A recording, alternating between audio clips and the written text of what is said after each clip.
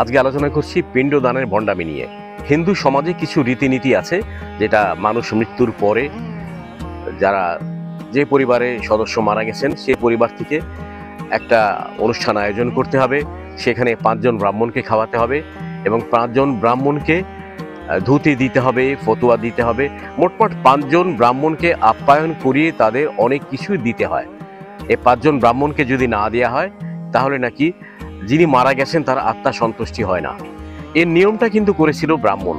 একসময় ব্রাহ্মণরা মানুষের মাথায় ঢুকিয়ে দিয়ে গেছে, তোমাদের পরিবারে যদি কেউ মারা যায় তাহলে 5 জন ব্রাহ্মণকে আপ্যায়ন করাতে হবে। আচ্ছা, প্রশ্নটা হচ্ছে 5 জন ব্রাহ্মণকে আপ্যায়ন করাতে হবে কেন? ব্রাহ্মণরা কি স্বয়ং ভগবান?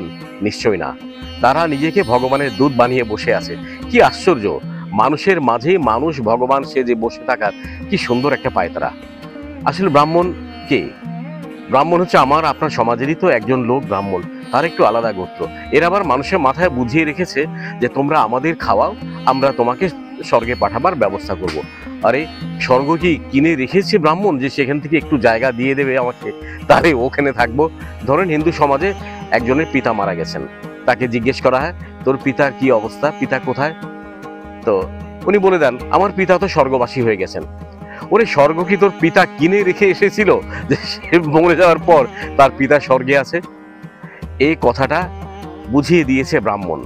ব্রাহ্মণকে খাওয়ালে বা ব্রাহ্মণকে জামা কাপড় দিলে, ব্রাহ্মণকে আপ্যায়ন করলে, ব্রাহ্মণকে 5 জন ব্রাহ্মণকে সন্তুষ্টি করতে পারলেই ব্রাহ্মণরা লাইসেন্স দিয়ে দেয় উনি স্বর্গবাসী হয়ে গেছেন। কি সুন্দর নিয়ম! আমি চোর ডাকাত যেই হই না কেন, আমি যদি মরে যাই আর আমার পরিবার থেকে 5 জন ব্রাহ্মণকে আপ্যায়িত করাতে পারে সুন্দরভাবে জামা কাপড় দিয়ে, ধুতি ফতুয়া দিয়ে, তাহলে আমি নিশ্চয়ই স্বর্গবাসী হয়ে গেছি।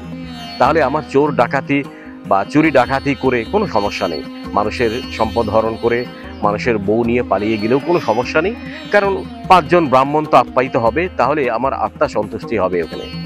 এবারে বলি এক দীনেশ কাকুর কথা। গ্রামে দীনেশ কাকু বসবাস করতেন। কাকুর বয়স হয়েছিল প্রায় 80 ছুঁই ছুঁই বা 80 হতেও পারে। বছর কয়েক আগে এই দীনেশ কাকুর স্ত্রী মারা গেছেন। দীনেশ কাকু একাই থাকতেন গ্রামে। বড় কষ্টে তার দিন যেত। দীনেশ কাকুর একটা ছেলে ছিল শুভ। এই শুভ ঢাকায় চাকরি করত, ঢাকায় থাকতো। কাকুর দিন কাটতো বড় কষ্টে। গ্রামের কোনো বাড়ি থেকে যদি এই দীনেশ কাকুকে ভাত দিত তাহলে এভাবে খেত, অথবা চাষের অল্প কিছু চাল যদি সে পেত তাহলে সেটা সিদ্ধ করে তার দিন চলত। দেখেন, দীনেশ কাকুর একটা ছেলে শহরে থাকে। বাবা যদি কখনো কারো ফোন দিয়ে তাকে ফোন করার চেষ্টা করত, তো এদিকে শুভ মানে দীনেশ কাকুর ছেলে আর কি, তাহলে তখন উত্তর দিত, বাবা আমি এখন ব্যস্ত, এখন কথা বলতে পারছি না, পরে কথা বলছি। দীনেশ কাকু অপেক্ষায় থাকতো, তার ছেলে হয়তো ফোন করে পরে বাবার খবর নেবে। কিন্তু দীনেশ কাকু এই অপেক্ষার শেষ করতে করতে একসময় ভুলেই যেত তার একটা ছেলে আছে। সেই ছেলে কিন্তু দীনেশ কাকুর ফোন করে কোনো খোঁজ খবর নিত না। গ্রামে হঠাৎ করে শোনা গেল দীনেশ কাকু মারা গেছে। দীনেশ কাকুর ছেলের কাছে খবর গেল যে তোমার বাবা তো আর নাই। ছেলে সুন্দর করে তড়িহড়ি হয় গ্রামে চলে আসতেন। এখন কিন্তু সময় পেয়ে গেছেন শুভ, তার মানে দীনেশ কাকুর ছেলে এখন সময় পেয়ে গেছেন গ্রামে আসার জন্য। কাকু মরে গেছেন, দীনেশ কাকুর লাশ পড়ে আছে। লাশের জন্য যা করা দরকার সৎ কাজ সেগুলো তো করা হবে। তো তার চেয়ে বড় কথা, এখন তার ছেলে তড়িহড়ি করে লেগে গেলেন তার পিণ্ডদানের জন্যে, পিণ্ডদান বা শ্রাদ্ধ এইসব কাজ করার জন্য। এদিকে কিন্তু দীনেশ কাকুকে পোড়ানোর ব্যবস্থা করা হচ্ছে, তার চিতায় দেবে তার জন্য ব্যবস্থা চলছে। তার চেয়েও নাকি বড় কাজ সেটা হচ্ছে যে তার সৎ কাজ করাবার জন্যে 5 জন ব্রাহ্মণ ঠিক করা হচ্ছে। 5 জন ব্রাহ্মণকে যথারীতি বলে দেওয়া হলো, সে ব্রাহ্মণরা তার বাড়িতে খাবে, তাদের আপ্যায়ন করানো হবে। খুব ব্যবস্থা করা হচ্ছে ধুমধাম করে, প্যান্ডেল টাঙানো হচ্ছে, বাবুর্চি ঠিক করা হচ্ছে, সুন্দর রান্না করা হবে।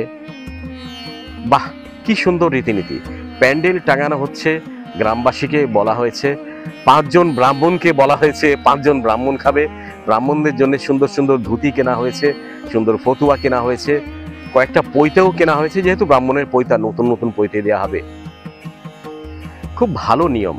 ওই যে বলেছি একটু আগে আপনাকে যে ব্রাহ্মণরা মাথায় রীতিনীতি ঢুকিয়ে দিয়ে গেছে যে তোমাদের পরিবারে কেউ মারা গেলে তার আত্মশুদ্ধির জন্যে তোমরা 5 জন ব্রাহ্মণকে খাওয়াবে, ব্রাহ্মণ সন্তুষ্টি করবে। তাহলেই তোমাদের পিতা মাতা যেই বলুক না কেন তিনি স্বর্গবাসী হয়ে যাবেন এবং ওনার আত্মশুদ্ধি হবে, খুব ভালোই থাকবে। সুন্দর একটা নিয়ম বলে দিয়ে গেছে।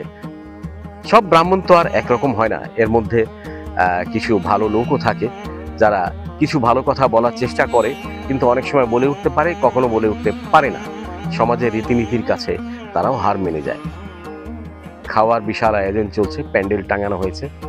দীনেশ কাকুর আত্মশুদ্ধি হবে, পিণ্ডদান হবে, সবাই শ্রাদ্ধ খেতে এসছে। এর মধ্যে একজন ব্রাহ্মণ ছিলেন একটু সচেতন, ব্রাহ্মণ হলেও তার মধ্যে সচেতনতা কিছুটা হলেও ছিল। হরিপদ কাকা ব্রাহ্মণ হলেও সমাজের একটু সচেতন চিন্তা ভাবনার লোক ছিলেন।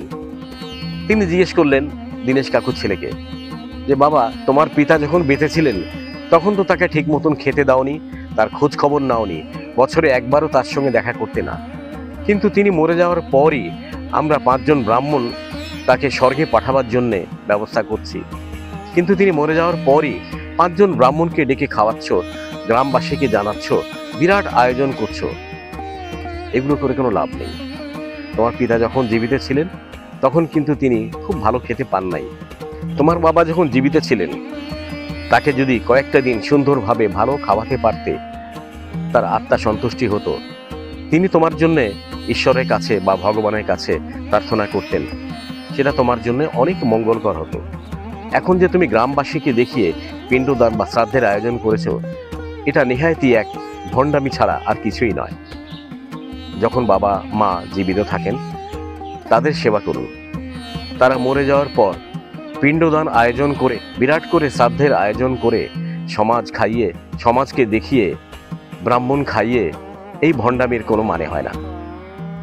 বেঁচে থাকতে বাবা মার সেবা করুন, তাদের যত্ন নিন, দেখবেন ভগবান আপনার উপর সন্তুষ্ট হবেন। আর স্বর্গে যাওয়ার ব্যাপারটা এ তো ব্রাহ্মণদের বলা, এ তো কোনো শাস্ত্রে কোথাও লেখা আছে বলে মনে নেই। ওই যে ব্রাহ্মণদের লেখা কিছু বই আছে, তাতে লেখা আছে যে 5 জন ব্রাহ্মণকে খাওয়াতে পারলে আত্মা সন্তুষ্টি হবে, যিনি মারা গেছেন, আর তিনি স্বর্গে যাবেন। এটাই যদি ঠিক হতো তাহলে সমাজের যত দুশ্চরিত্রের লোকজন আছে, চোর ডাকাত বা সমাজের কলহ সৃষ্টিকারী যে লোকগুলো আছে বা চরম পর্যায়ে খারাপ লোকজন আছে, তারা মরে যাওয়ার পরই তাদের পিণ্ডদানের ব্যবস্থা করা হতো, সুন্দর করে শ্রাদ্ধের ব্যবস্থা করা হতো, 5 জন ব্রাহ্মণ খেত, আর যিনি মারা গেছেন তিনি স্বর্গবাসী হয়ে যাবেন। নেহাতি একটা ভুল ধারণায় বসবাস করছি আমরা। যার কর্ম তাকেই করে যেতে হবে। আপনি ওখানে গিয়ে স্বর্গে থাকবেন, সে স্বর্গ ব্যবস্থা আপনাকে এখান থেকেই করতে হবে। আপনি চোর ডাকাত হয়ে আপনার ছেলে মেয়ে শ্রাদ্ধ করে স্বর্গে পাঠাবে, এ চিন্তা না রাখাই ভালো। নিজের কর্ম নিজেই করে যেতে হবে। আমি যদি সুন্দর বাজার করি, বাজারটা আমিই খাবো। তাই পিণ্ডদান বা বড় শ্রাদ্ধের আয়োজন করে কাউকে স্বর্গে পাঠানো যাবে, আত্মশুদ্ধি করা যাবে, নেহায়তই ভুল ধারণা। এই আলোচনা করতে গিয়ে যদি কোনো ভুল হয়ে থাকে তাহলে ক্ষমা দৃষ্টিতে দেখবেন। আমার কাছে যেটি ঠিক মনে হয়েছে সেটিই বললাম। কেউ যদি আমার কথায় অসন্তুষ্ট হয়ে থাকেন ক্ষমা দৃষ্টিতে দেখবেন। আগামীতে আলোচনা করব আরেকটি বিষয় নিয়ে। আশা করি আগামীতেও আমার সঙ্গেই থাকবেন।